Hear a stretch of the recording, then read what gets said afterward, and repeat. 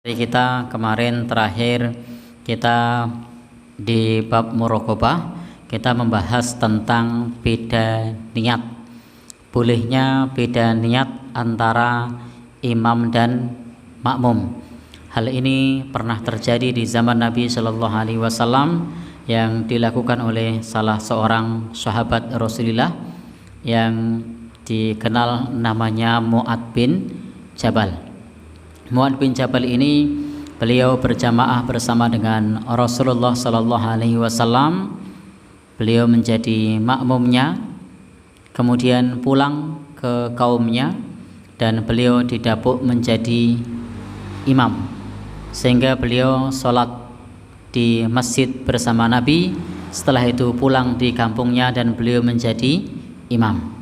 Maka para ulama menyebutkan bahwa sholat yang kedua itu bagi Mu'ad bin Jabal statusnya adalah sunnah, sementara makmumnya statusnya adalah sholat isya. Ini menunjukkan bolehnya bagi kita ada perbedaan antara imam dan makmum di dalam masalah niat. Maka tidak mengapa kalau kemudian kita sholat sunnah tiba-tiba ada orang yang menjadi makmum. Tidak perlu kemudian ngasih kode bahwasanya kita sedang sholat sunnah. Bisa jadi ketika kita sedang datang ke masjid kemudian menjumpai ada orang yang sedang sholat, kemudian kita kasih isyarat, ditepuk di punggungnya atau di pundaknya, dan ternyata orang tersebut sedang sholat sunnah. Maka ini tidak mengapa, ini boleh-boleh saja, sebagaimana yang dilakukan oleh Mu'ad bin Jabal. Beliau sholat sunnah sementara jamaahnya pada saat itu adalah sholat wajib. Sehingga Bapak Ibu yang berbahagia yang dirahmati oleh Allah Subhanahu wa taala, terkait mengenai masalah beda niat ini pernah terjadi di zaman Nabi Shallallahu Alaihi Wasallam, dan Nabi Shallallahu Alaihi Wasallam tidak mengingkari hal ini. Nabi Shallallahu Alaihi Wasallam tidak mengingkari hal ini. Nabi tidak ngeritik Mu'ad bin Jabal, Nabi tidak mengoreksi beliau. Maka ini adalah menunjukkan adanya takrir, adanya persetujuan dari Rasulullah Shallallahu Alaihi Wasallam. Maka apa yang terjadi dikerjakan oleh para sahabat dan disetujui oleh Nabi Shallallahu Alaihi Wasallam, itu menunjukkan hal tersebut adalah boleh. Kalau Rasul Shallallahu Alaihi Wasallam melarang, baru kemudian tidak boleh. Dan ini terkait dengan masalah ibadah, maka ibadah itu adalah pedoman kita, antara lain adalah fi'liyah, perbuatan Rasulullah, atau qauliyah, perkataan Rasulullah, atau takririyah, persetujuan Rasulullah Sallallahu Alaihi Wasallam. Maka diamnya beliau itu menunjukkan bahwasanya ini disetujui oleh Rasulullah Sallallahu Alaihi Wasallam. Sebagaimana pada saat sholat maghrib, Rasulullah Shallallahu Alaihi Wasallam itu tidak mencontohkan kepada kita untuk sholat sunnah sebelum maghrib. Tetapi para sahabat pada saat itu sebelum maghrib mereka sholat sunnah selepas kumandang adzan. Dan ketika para sahabat sholat sunnah selepas kumandang adzan ini tidak dilarang oleh Rasulullah Shallallahu Alaihi Wasallam, dan beliau juga tidak memberikan contoh. Maka ini menunjukkan adanya takrir, persetujuan dari Rasulullah Shallallahu Alaihi Wasallam, sehingga sholat sunnah sebelum maghrib itu sering disebut dengan istilah sunnah ghairu muakkad. Kalau ba'da maghrib itu dicontohkan oleh Rasulullah Shallallahu Alaihi Wasallam, dan beliau juga perintahkan. Maka setelah maghrib itu namanya sunnah muakkadah. Maka Bapak Ibu yang berbahagia yang dirahmati Allah, dan banyak hal-hal yang serupa yang disetujui oleh Rasulullah Shallallahu Alaihi Wasallam, tetapi Rasul tidak mengerjakan. Ini yang disebut dengan sunnah takriri. Maka karena ada persetujuan dari Rasulullah Shallallahu Alaihi Wasallam, Bapak Ibu yang berbahagia tidak perlu ragu lagi kalau bergabung kepada orang yang sedang sholat, sementara orang tersebut ternyata sedang sholat sunnah, padahal kita sedang sholat wajib. Atau demikian pula sebaliknya, sebagaimana di hadis kemarin yang terakhir kita kutip, ada dua orang sahabat yang pada saat itu tidak bergabung di dalam sholat. Maka pada saat itu Rasulullah Shallallahu Alaihi Wasallam bertanya, ma mana'akuma, apa yang mencegah kalian antusalliya fil qaum, untuk bergabung salat jamaah? Maka mereka berdua berkata, ya Rasulullah, shallaina fi rihalina, kami sudah salat di perjalanan. Maka kemudian Rasulullah Shallallahu Alaihi Wasallam mengatakan kepada orang tersebut dengan mengatakan, idza shallaituma fi rihalikuma thumma ataituma jamaah, jika kalian sudah sholat di perjalanan kemudian kalian menjumpai atau mendatangi jamaah, maka fa innaha lakuma nafilah, maka statusnya sholat jamaah yang kedua itu adalah sholat sunnah. Ini menunjukkan bolehnya ketika kita sudah sholat jamaah atau sudah sholat wajib, kemudian kita menjumpai sholat jamaah, lalu kemudian kita gabung ikut sholat lagi, dan statusnya itu adalah sebagai sholat sunnah. Jadi ketika kita gabung jamaah yang kedua atau yang ketiga, maka itu adalah statusnya sholat sunnah. Dan nanti di dalam kitab Fathullah Somad misalnya juga kita jumpai tentang bolehnya kita, kalau dalam bahasa kita yang mudah dipahami adalah sedekah pahala.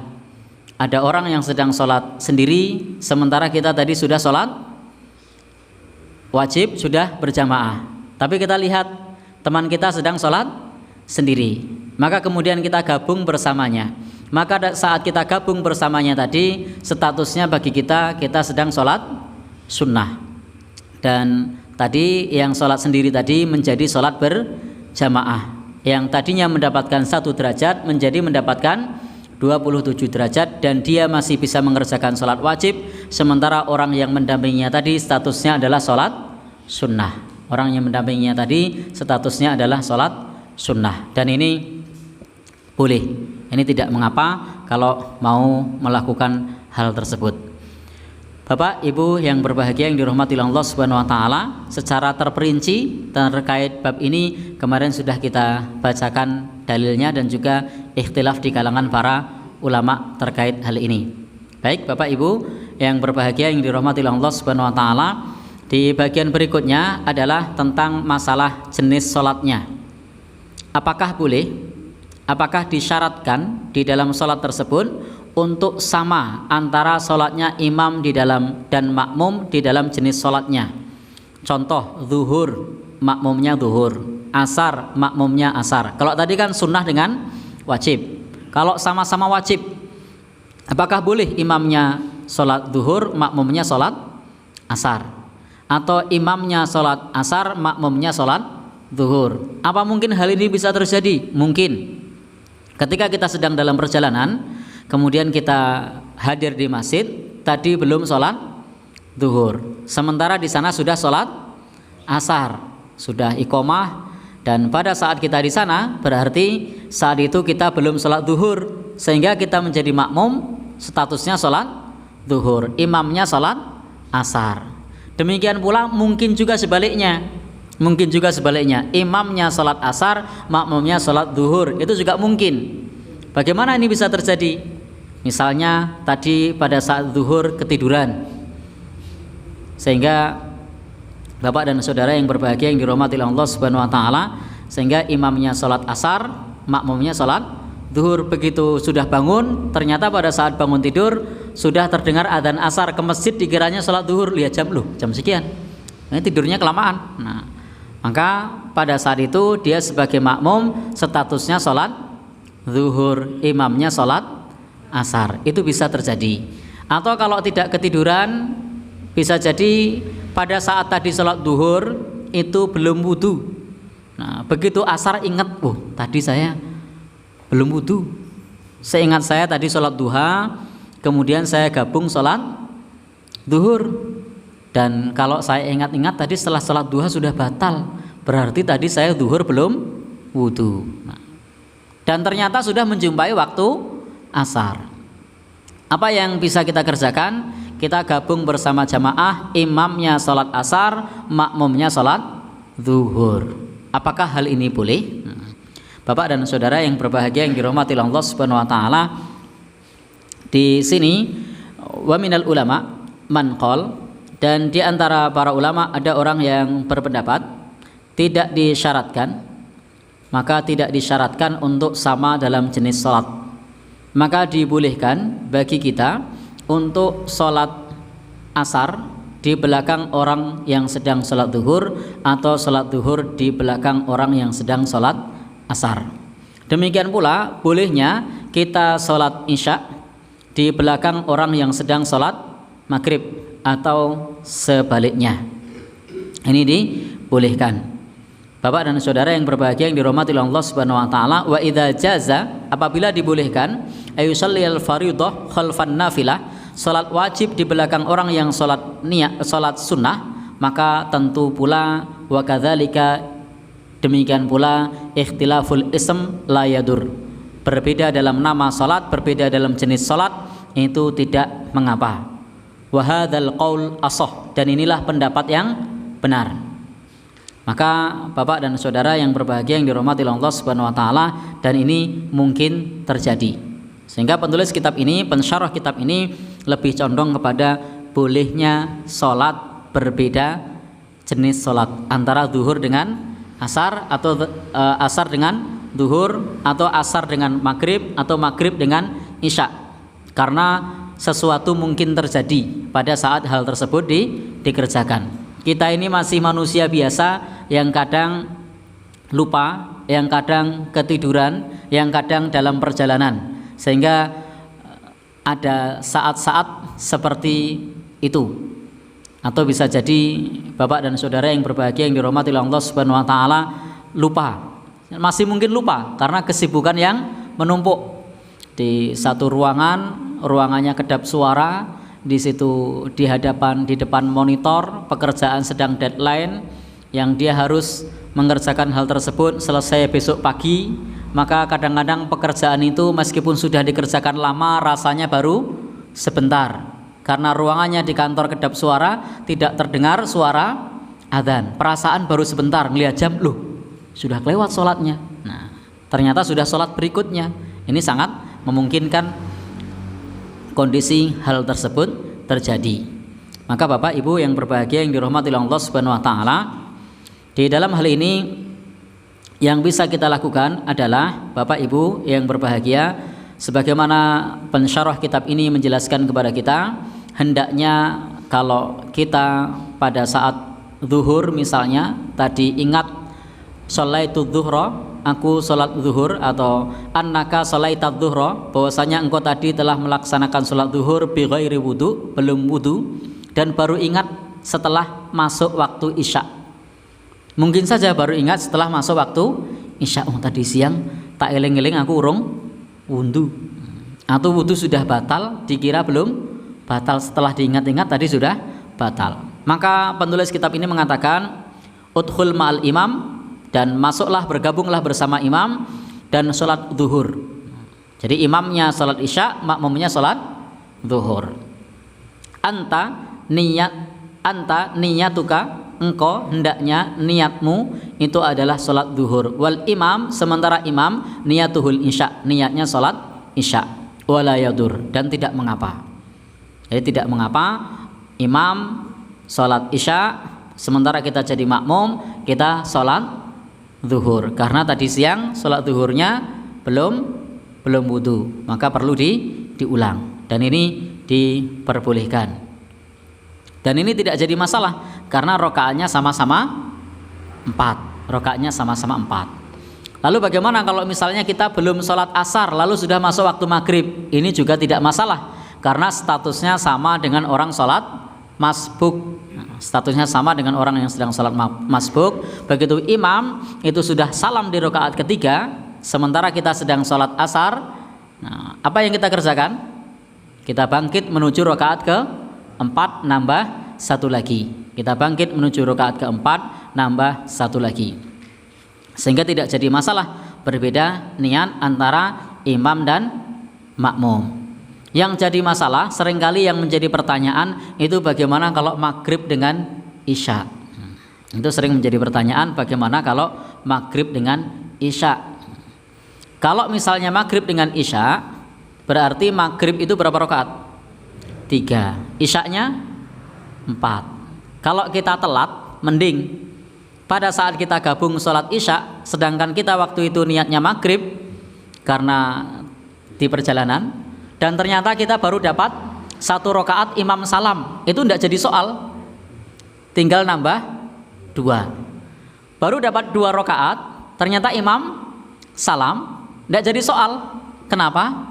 Tinggal nambah lagi. Baru dapat 3, imam salam, pas.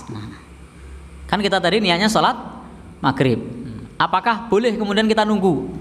Begitu iqomah, tunggu nanti kalau sudah rakaat ke-2. Sunnahnya kalau ada jamaah itu segera bergabung, kecuali tadi sedang wudu dan seterusnya. Atau mungkin malah lewundu disesuai begitu, ya tidak perlu. Baik Bapak dan Saudara, penulis kitab ini Syekh Shalih bin Utsaimin ketika menjelaskan antara sholat maghrib dengan sholat isya, beliau memberikan penjelasan kepada kita, hendaknya kita memilih salah satu dari 2. Hendaknya kita memilih salah satu dari 2. Ijlis, duduklah. Jadi kita diminta untuk duduk, untuk apa istilahnya, pada saat imam itu duduk menuju rakaat ke-4, maka hendaknya kita duduk. Jadi pada saat rakaat ke-3 imamnya bangkit menuju ke rakaat ke-4, maka yang kita kerjakan adalah duduk. Untuk apa? Untuk tasyahud. Maka in syi'ta fajlis, kalau kamu mau silahkan duduk, lit tasyahud, untuk tasyahud. Loh kan imamnya berdiri, kenapa tasyahud? Ini untuk wangtadhuril imam, untuk menunggu imam sampai menyempurnakan rakaat berikutnya, lalu imam tasyahud lagi dan imam salam, dan salamlah bersama dengan imam, dan salamlah bersama dengan imam. Bapak dan Saudara yang berbahagia yang dirahmati oleh Allah Subhanahu wa taala, sementara cara yang kedua itu pada saat menuju ke rakaat ke-4, duduk fanwil mufaraqah, dan niatkan untuk mufaraqah, untuk keluar dari jamaah. Jadi pada saat rakaat ketiga niatkan mufaraqah, keluar dari jamaah, waqra'it tahiyat wassalam, dan bacalah bacaan tahiyat kemudian salam. Setelah itu kemudian berdirilah, gabung lagi bersama imam, dan statusnya kita sholat jamak. Kan tadi maghrib, pada saat maghrib di rakaat ketiga imam bangkit ke rakaat ke-4, kita tasyahud, baca tahiyat. Begitu tahiyat selesai, salawat selesai, kita salam. Pada saat kita salam, imam kan belum selesai. Ingat, sholat jamaah sama sholat sendiri lebih cepat mana? Sholat sendiri. Kita begitu baca tahiyat selesai, imamnya belum selesai, kita masih bisa gabung lagi, meskipun mungkin hanya kedapatan sujud, atau kedapatan sudah ruku, atau kedapatan sudah tasyahud, tetapi kita masih dapat. Maka kita gabung lagi dengan imam tadi, sehingga statusnya kita sholat jamak bersama dengan imam. Oh tidak keluar dari shaf. Jadi pada saat itu imam bangkit menuju ke rakaat ke-4, maka kita sebagai makmum tidak ikut berdiri, kita langsung tasyahud. Jadi kita keluar dari jamaah. Ya, niatnya bukan orangnya. Jadi bukan orangnya keluar, bukan, tapi niatnya keluar dari jamaah lalu mengucapkan salam. Setelah itu berdiri lagi, gabung lagi, niat untuk ikut sholat isya. Karena kita sholatnya pada saat tersebut adalah sholat jamak. Baik, itu jika memungkinkan. Jadi hadhil hal, dalam perkara ini hendaknya kita memilih salah satu dari 2. Wa hadzal ladzi, dan inilah yang huwal qaulur rajih, pendapat yang rajih, pendapat yang kuat. Wa huwa ikhtiyarus Syekhul Islam Ibnu Taimiyah, dan inilah pendapat pula yang dipilih oleh Syekhul Islam Ibnu Taimiyah, dan ini dibolehkan. Bapak dan saudara yang berbahagia yang dirahmati oleh Allah Subhanahu wa taala, Kenapa? Karena li'annal insan la yumkin ayazida fil maghrib ala salas. Karena tidak mungkin kita menambah salat maghrib lebih dari 3. Maka fal julus li daruratin syar'iyatin. Kita duduk tidak ikut imam itu karena darurat. Lah kalau kita berdiri tidak jadi salat maghrib. Maka duduk nunggu imam itu karena adanya darurat. Harus 3 rakaat, sehingga kita tetap duduk. Dan ini juga Bapak dan Ibu yang berbahagia yang dirahmati Allah, di zaman Nabi pernah terjadi ada imam yang kelebihan rakaat. Maka kalau imam itu kelebihan rakaat, maka makmum wajib ikut apa enggak? Tidak. Jadi kalau imam kelebihan rakaat, makmum tidak wajib ikut. Tapi kalau makmum pada saat imam pada saat sholat kelewat tasyahud awal dan sudah terlanjur berdiri sempurna, maka makmum ikut bangkit. Imam tidak perlu duduk lagi pada saat posisi kelewat tasyahud awal menuju rakaat berikutnya. Tetapi kalau sudah rakaat keempat, ternyata imam mestinya duduk tasyahud, kok imam bangkit rakaat kelima, bagaimana yang dilakukan imam? Ikut imam? Yang dilakukan makmum? Ikut imam? Tidak. Nah, maka kenapa? Karena yang benar adalah 4. Maka makmum tidak perlu ikut imam karena imam menuju ke rakaat ke-5. Demikian pula karena kita baru rakaat ke-3 dan imam menuju ke rakaat ke-4, maka kita tidak perlu ikut imam. Itu penjelasan mengenai masalah beda niat antara imam dan makmum. Monggo.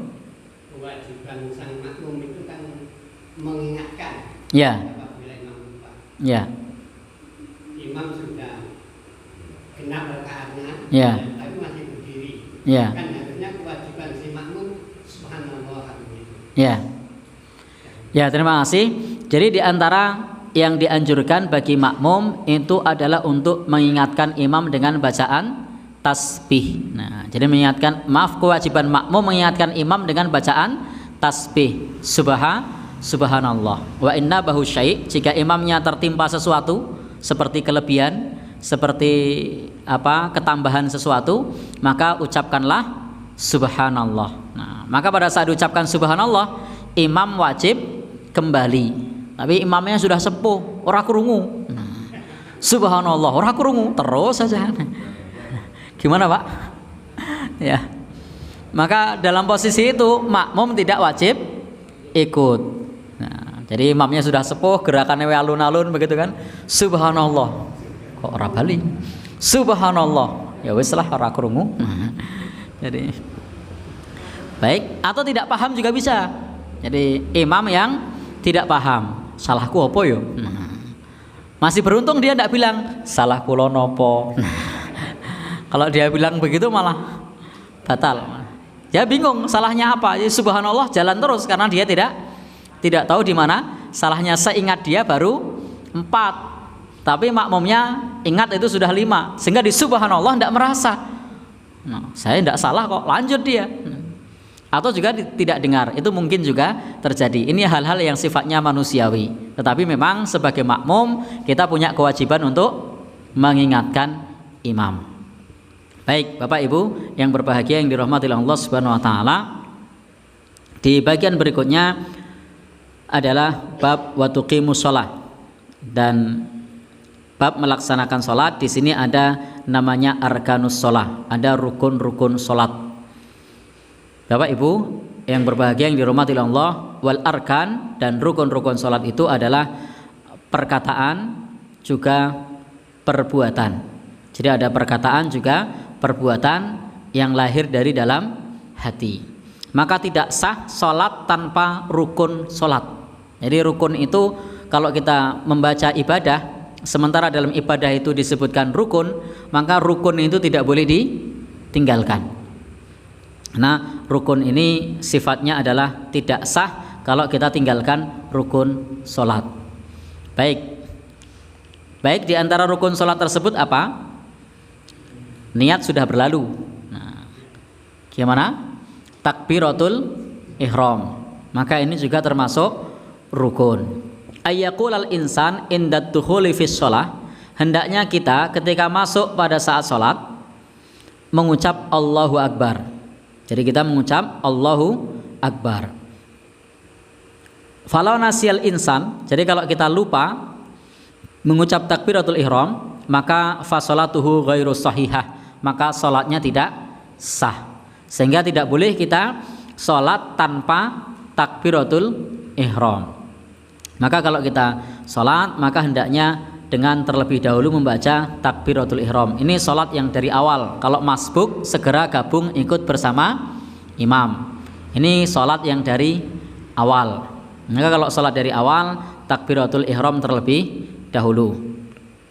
Maka takbiratul ihram ini kalau ditinggalkan secara sengaja, maka mutlak salatnya tidak sah. Kenapa? Bapak dan saudara yang berbahagia yang dirahmati Allah Subhanahu wa taala, Nabi Shallallahu alaihi wasallam mengatakan, "Idza qumta ila shalah," kalau kalian hendak menunaikan salat, fasbighil wudu. Kita diminta untuk menyempurnakan wudu. Sumastakbilil qiblah. Kita diminta untuk menghadap ke arah kiblat. Jadi kita diminta untuk menghadap ke arah kiblat. Kalau ke arah yang lain, maka itu juga tidak sah kecuali dalam posisi yang tidak memungkinkan. Bagaimana pembahasannya? Pembahasannya sudah berlalu. Seperti dalam perjalanan, seperti sedang sakit, bingung arah. Itu mungkin. Kadang di antara kita yang jarang bepergian, lagi nong jalan sama wis bingung. Jadi baru di jalan Parangtritis sudah bingung, diajak main ke pantai begitu, kok segorone nang kulon yo. Sehingga sudah bingung arah. Maka pada saat seperti itu, ini ada pengecualian. Silahkan tanya kepada temannya. Temannya ya bingung, mumet, wong papat kok beda-beda. Selatan mana, barat mana? Yang satu nunjuk ke selatan, yang satu nunjuk ke timur, yang satu nunjuk ke utara, yang satu nunjuk ke barat. Jadi tanyalah kepada penduduk sekitar. Ternyata tempat wisata tidak ada yang penduduk sekitar.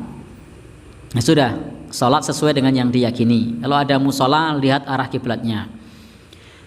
Baik Bapak Ibu yang berbahagia yang dirahmati Allah.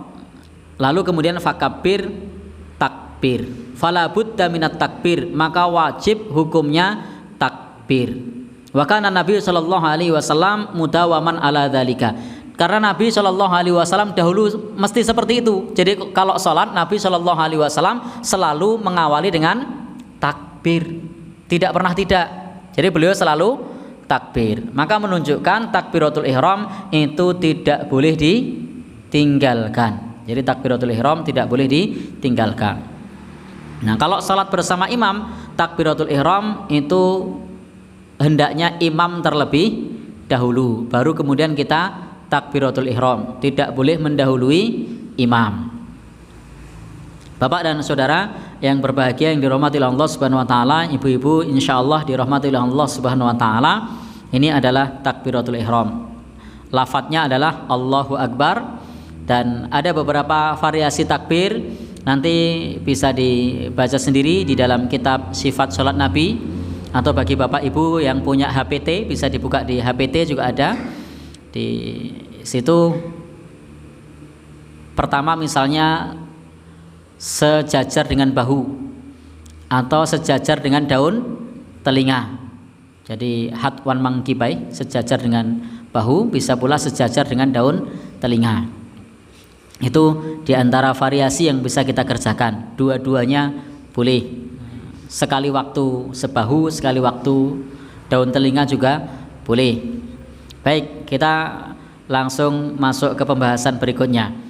Di antara rukun sholat, nanti di bab rukun sholat ini tidak kita baca semua ya, kita baca yang sering dibahas saja, yakni qiraatul Fatihah, membaca surat Al-Fatihah. Ini juga merupakan rukun. La tasihus sholat, yang sholat ini tidak sah illa bihi, kecuali dengan membaca surat Al-Fatihah. Maka Bapak Ibu pastikan kita pada saat sholat itu membaca surat Al-Fatihah. Meskipun ada ikhtilaf di sana di kalangan para ulama. Semisal kalau kita membaca, ulama madhab yang 3 menyebutkan Al-Fatihah ini adalah rukun dan sholatnya tidak sah jika tidak membaca Al-Fatihah. Tapi madhab Hanafi atau Imam Abu Hanifah berpendapat Al-Fatihah itu bukan merupakan rukun. Artinya Al-Fatihah ini Bapak dan Saudara, menurut pandangan Imam Abu Hanifah, jika ditinggalkan maka sholatnya tetap sah, hanya saja tidak sempurna.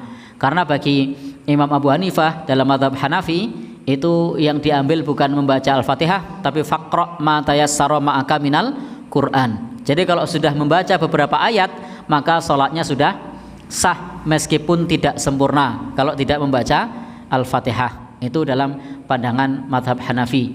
Sementara yang kita pahami sebagaimana yang disampaikan oleh ulama mazhab yang 3 selain Hanafi ya, itu bahwasanya tidak sah kalau tidak membaca surat Al-Fatihah. Maka pastikan jangan sampai kita pada saat sholat tidak membaca Al-Fatihah.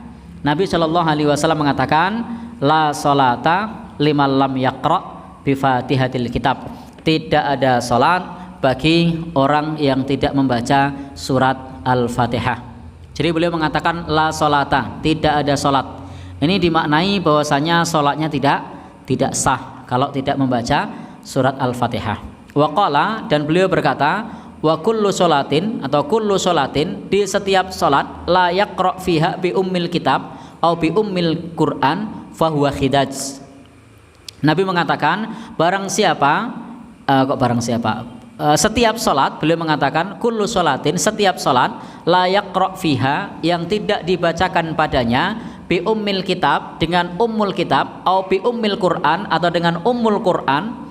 Nama lain surat Al-Fatihah itu adalah ummul kitab atau ummul Quran. Itu nama lain dari surat Al-Fatihah. Surat Al-Fatihah itu punya nama banyak, punya nama-nama lain banyak.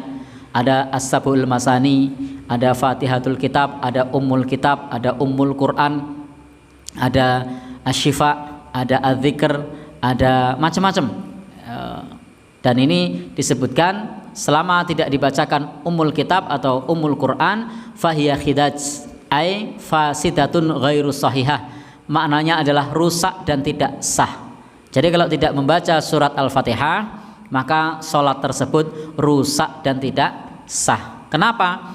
Faqiraatul Fatihah ruknun ala kulli musol. Karena surat Al-Fatihah ini rukun bagi orang yang sedang mengerjakan sholat. Al-imam wal makmum wal munfarid, baik dia menjadi imam atau menjadi makmum atau dia sebagai seorang yang munfarid. Kenapa? Li'annan nususo, karena nas-nas al-waridata yang terdapat fi dzalika ammah, dalam hal ini umum, tidak ada pengecualian. Maka baik imam ataupun makmum wajib baginya untuk membaca surat Al-Fatihah. Demikian yang disampaikan oleh penulis kitab ini ketika membaca surat Al-Fatihah. Maka imam, makmum, mengenai basmalah antara akhir dan jahri. Oh ya, baik. Kita bahas dulu antara basmalah sir dan jahar. Ini adalah wilayah ikhtilaf, perbedaan pendapat di kalangan para ulama. Jadi kalau membahas mengenai masalah bismillah, apakah dibaca jahar atau dibaca sir, dibaca atau tidak, ini adalah wilayah pembahasan para ulama. Ulama mazhab yang 4 pun berbeda di dalam masalah ini, sehingga kita sebagai orang awam tidak perlu kemudian, bahasa saya engkel-engkelan, bahasa lain apa ya, teng pertenteng. Maka kalau kita menjumpai imamnya baca bismillah dengan keras, maka sudah, patuhi saja kita sebagai makmum, ikuti imamnya. Ternyata imamnya membaca dengan lirih, ikut saja imamnya. Ternyata imamnya tidak baca bismillah, ikut saja imamnya. Karena kewajiban kita sebagai makmum ikut kepada imam. Lalu sebenarnya bagaimana hal tersebut? Baik Bapak Ibu, terkait hal ini memang dalam mazhab Syafi'i, dalam sholat jahar, dalam sholat sir itu membaca bismillah hukumnya wajib. Fisirri sirron, dalam sholat lirih dibaca lirih, wa fil jahri jahron, dan dalam sholat jahar dibaca jahar. Jadi kalau zuhur asar bismillahnya tetap dibaca lirih, maghrib isya karena bersuara maka dibaca keras, subuh pun juga dibaca keras. Ini dalam mazhab Syafi'i begitu, wajib kalau keras dibaca keras, lirih dibaca lirih. Tapi Bapak Ibu, ternyata ulama lain, Imam Malik misalnya, beliau mengatakan bahwasanya surat Al-Fatihah ini Bapak Ibu tidak perlu membaca bismillah ilaman iqraatiha. Beliau menyatakan tidak perlu membaca bismillah kecuali di dalam sholat sunnah. Jadi beliau menyatakan bacaan bismillah tidak perlu. Sementara dalam mazhab Hanafi, mazhab Hambali itu berpendapat bahwasanya dibaca sir, dibaca lirih. Sehingga dalam mazhab Hanafi maupun mazhab Hambali membaca Bismillahirrahmanirrahim dalam surat Al-Fatihah pada saat sholat itu selalu dibaca sunnah ya hukumnya, tetapi di sini disunnahkan sir, tidak disunnahkan keras. Sehingga ketika ada imam kok tidak terdengar bismillah, belum tentu tidak membaca. Apakah dia menganut mazhab Maliki yang tidak dibaca, ataukah dia menganut mazhab Hanafi atau Hambali yang dibaca lirih? Kenapa pandangan ini bisa berbeda? Karena dalam pandangan mazhab Hanafi dan mazhab Hambali, bismillah ini adalah ayat khusus yang diturunkan oleh Allah Subhanahu wa taala li fasli bainas suwar, untuk memisah surat satu dengan surat lainnya. Jadi dia la minal Fatihah wala minas suwar, bukan bagian dari surat Al-Fatihah dan bukan bagian dari surat yang lain. Tetapi dia adalah ayat khusus untuk memisahkan surat satu dengan surat yang lain. Maka dalam mazhab Hambali, mazhab Hanafi dibaca lirih. Sementara dalam mazhab Syafi'i bahwasanya Bismillahirrahmanirrahim adalah bagian dari surat Al-Fatihah. Nah, sehingga Bapak Ibu, kita sebagai orang awam, saya pribadi juga sebagai orang awam, ketika menjumpai imam mau bismillahnya keras yo monggo, mau bismillahnya lirih yo ndak usah protes, mau tidak baca bismillah juga tidak usah cari masjid lain. Karena kadang-kadang terkait masalah bismillah ini satu kampung bisa jadi gempar karena ada pendatang yang ngimami, biasanya imamnya selalu baca bismillah dengan keras, tiba-tiba ada imam yang lirih, kemudian sudah gempar sekampung, dibicarakan, oh kalau Pak Fulan itu ngajinya sudah beda dan seterusnya. Jadi begitu nggih. Ini adalah wilayah ikhtilaf di kalangan para ulama. Kalau yang kuat yang mana? Kalau yang kuat itu adalah bismillahnya dibaca lirih. Nah, jadi yang kuat itu bismillahnya dibaca lirih. Tetapi Bapak Ibu yang berbahagia yang dirahmati Allah Subhanahu wa taala, di dalam perbedaan pendapat semacam ini kita harus saling menghormati. Kita harus saling menghormati. Apalagi ini ikhtilaf yang sifatnya praktis. Monggo. Keduanya itu kuat semua, Pak. Ya. Ada contohnya semua. Ya, terima kasih Bapak dan Saudara yang berbahagia yang dirahmati Allah Subhanahu wa taala. Ini ada pendapat lain bahwa kedua-duanya atau ketiga-tiganya? Kedua-duanya. Bukan ketiga-tiganya. Oh ya. Baik. Yang dibaca jahar ada contohnya, yang dibaca sir ada contohnya. Ya, terima kasih. Baik, yang dibaca jahar ada contohnya, yang dibaca lirih ada contohnya. Betul, karena memang dalilnya ada semua. Tetapi kalau dilihat sering manakah? Beliau lebih sering sir. Tetapi memang di dalam bab ini Bapak dan Saudara yang berbahagia yang dirahmati Allah Subhanahu wa taala, kita sebagai orang awam itu tidak perlu mempermasalahkan di hal ini. Kalau mau lirih monggo, mau keras monggo, kedua-duanya mengemukakan dalilnya masing-masing. Begitu nggih terkait pertanyaan jenengan. Kita lanjutkan. Jadi tidak ada dalam hadis Nabi yang menyatakan gugurnya membaca Al-Fatihah. Jadi tidak ada dalam hadis yang menjelaskan gugurnya membaca Al-Fatihah. Baik, demikian pula bagi makmum. Menurut penulis kitab ini, sholat sir maupun sholat jahar. Tetapi ada perbedaan untuk sholat sir dan sholat jahar. Untuk sholat jahar itu la taqra fiha, tidak membaca padanya ilal Fatihah kecuali Al-Fatihah. Setelah itu kemudian diam dan mendengarkan bacaan imam. Nah, terkait ini juga ada ikhtilaf di kalangan para ulama. Nah, terkait ini juga ada ikhtilaf di kalangan para ulama, kita sebagai makmum. Nah, kalau dalam mazhab Maliki misalnya, itu kita sebagai makmum cukup mendengarkan. Karena dalilnya wa idza quri'al Qur'an fastami'u lahu wa ansitu la'allakum turhamun. Kalau dalam mazhab Syafi'i bagaimana? Kita tetap membaca. Sehingga pada saat menjadi makmum itu tetap membaca Al-Fatihah. Dan ini sekali lagi, ini adalah ikhtilaf di kalangan para ulama. Kita tidak perlu rewel, karena ini ikhtilaf. Nah, biasanya ada kalau dalam mazhab Syafi'i, imam dalam masalah ini pada saat ngimami itu memberi waktu selepas ghairil maghdubi alaihim waladdallin, diam sejenak untuk memberi waktu kepada makmum. Ini dalam mazhab Syafi'i begitu. Tapi dalam mazhab Maliki itu tidak seperti itu. Demikian pula mazhab yang lain tidak begitu. Kenapa?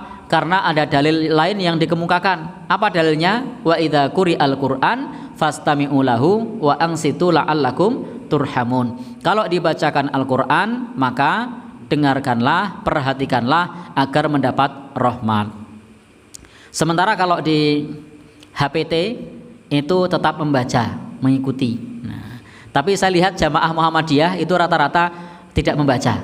Nah, jadi beda antara HPT dengan jamaahnya. Kalau di HPT tetap membaca sekedar untuk sendiri. Jadi tidak jadi mengikuti. Baik, Bapak dan Saudara yang berbahagia yang dirahmati Allah Subhanahu wa taala, ini ranah ikhtilaf. Jangan sampai kita kemudian berdebat di dalam persoalan yang semacam ini. Nah, kalau penulis kitab ini menyatakan tidak gugur bagi imam maupun makmum.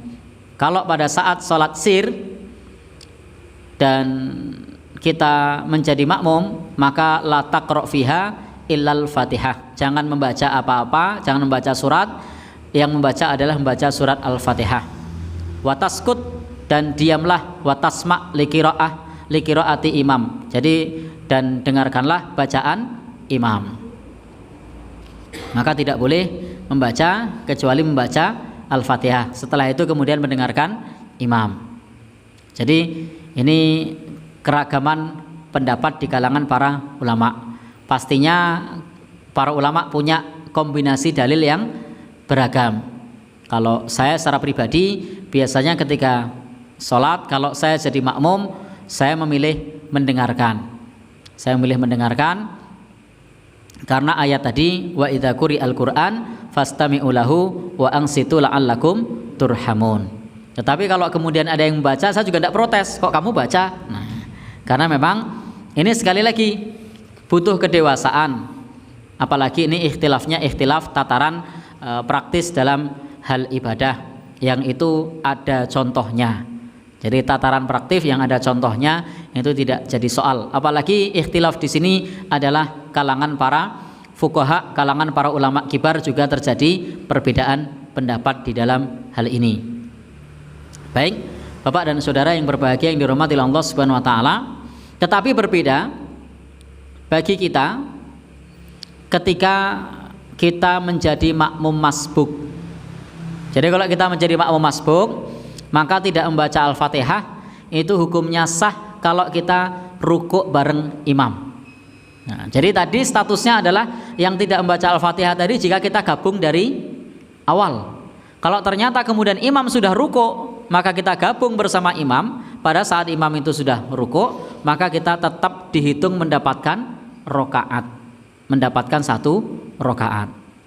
Maka disebutkan man atrokar ruku faqad atrokar ro'ah. Barang siapa mendapatkan ruku, maka dia sudah mendapatkan 1 rokaat.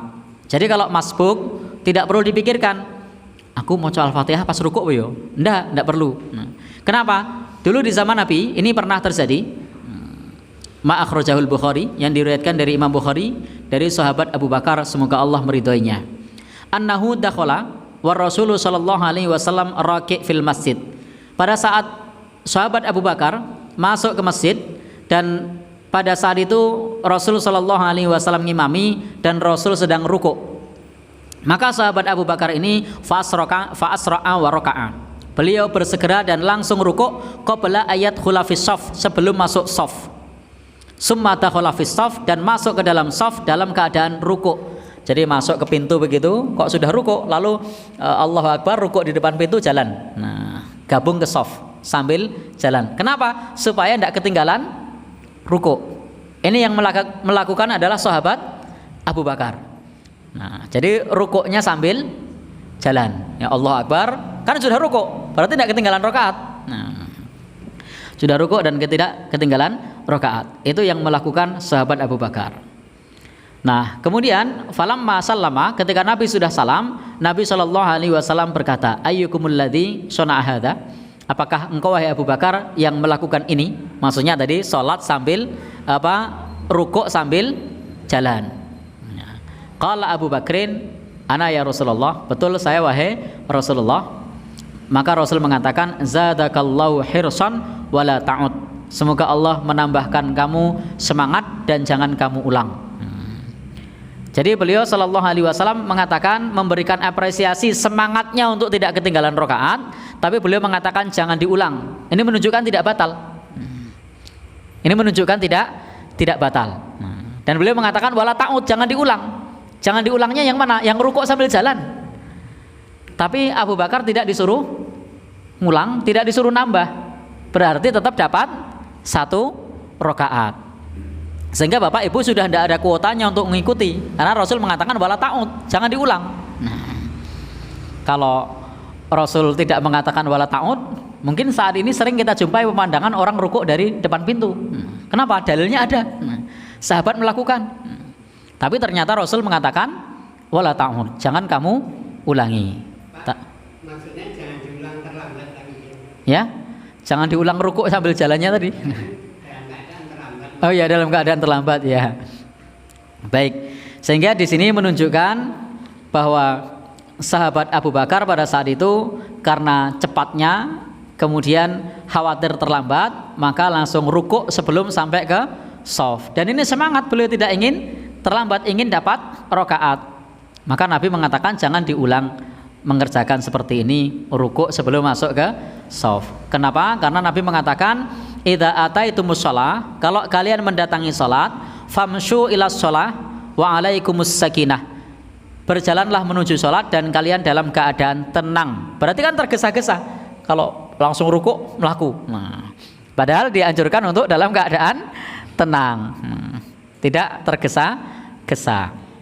Jadi kalau kita baca hadis Nabi dan baca bagaimana pensyariatan salat dari awal sampai akhir, prosesnya itu banyak peristiwa-peristiwa yang kalau kemudian diceritakan itu mungkin kita menganggapnya aneh. Kenapa? Karena pada saat itu salat baru diajarkan, sehingga banyak para sahabat yang melakukan sesuatu yang tampak oleh kita dianggap aneh, padahal tidak aneh. Disitulah proses para sahabat diajarkan cara sholat dari Nabi Shallallahu Alaihi Wasallam. Ada pertanyaan sampai di sini? Ya?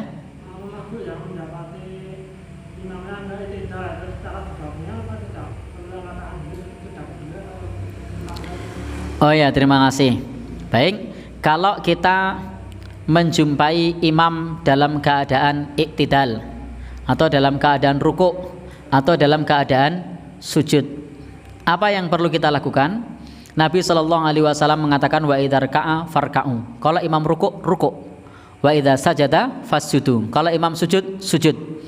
Jadi tidak perlu takbir terlebih dahulu. Segera gabung. Kalau imam rukuk, rukuk. Kalau imam sujud, sujud. Imam i'tidal, i'tidal.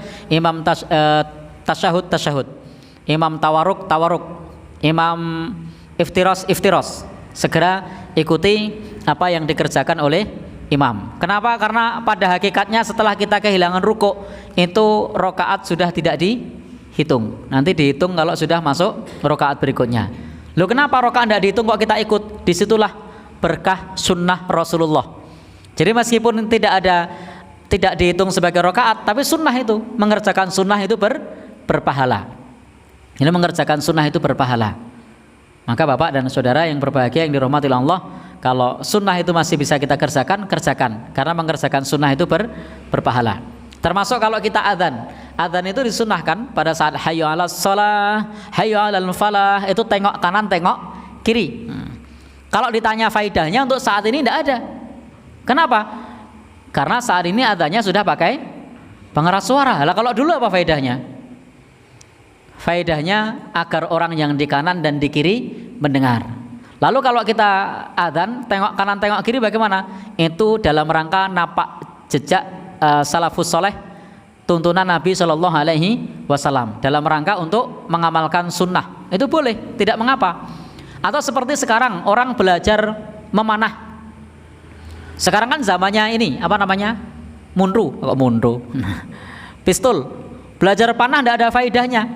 Bukan tidak ada faedahnya, tetapi itu dalam rangka mengamalkan sunnah. Jadi kalau kemudian diadu dengan ini ya menang mundune ya. Tapi ini konteksnya ketika kita belajar memanah untuk mengamalkan sunnah. Kemudian lagi apa? Insya Allah sehat. Karena itu termasuk olahraga. Kemudian juga berenang. Sekarang kan sungai-sungai sudah ada jembatannya. Ngapain belajar berenang? Itu adalah sunnah. Dan nanti dalam kondisi banjir, dalam kondisi emergensi itu nanti akan bermanfaat dan insya Allah sehat. Jadi jangan sampai karena sekarang zamannya sudah modern, ada perilaku, ada perbuatan Nabi dan para sahabat lalu dianggap tidak relevan. Maka kalau kita mengerjakannya, maka itu tetap dianggap sebagai sunnah dan insya Allah itu ada pahalanya. Ada yang belum terjawab? Jadi begitu nggih, segera ikuti imam apapun yang dikerjakan oleh imam, ikuti. Wallahu alam bishawab. Cukup? Monggo.